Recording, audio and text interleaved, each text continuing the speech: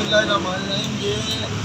ये जिहड़ा मच है नदी है पंजाब की धरती का कल्चर है और साढ़े बजुर्ग सदियां तो अपनी पैलियां दे विच ज़मीनां दे विच सर्दी की चस नूं दूर करन लई सर्दी की चस चाउण लई मच ला के बैठे ने। मैनूं याद है कि पिंडां दे विच जो असीं अपने दादा जी कोल या नाना जी कोल रहिंदे सन कि असीं सारी सारी रात देर तक कोले भखदे रहिंदे सन और सवेरे फजर के टाइम ही हुक्का धरन लई अग धरी जाती सी।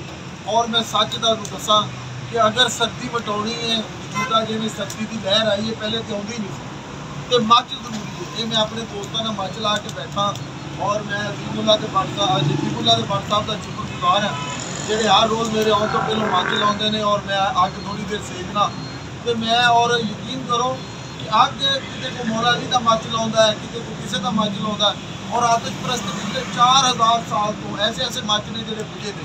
ये अग का ते इंसान का बड़ा सोहना तल्लुक है आपस दे विच, लेकिन पंजाब की धरती नाल अग का बड़ा सोहना रूप है। तो मैं तुहानूं गुजारिश करांगा कि शहरों जगह तो तंग है लेकिन इवें दा मच ला के कोई एक सियाल की रात में काबो सियाल की रात में इंजॉय करो। बहुत शुक्रिया।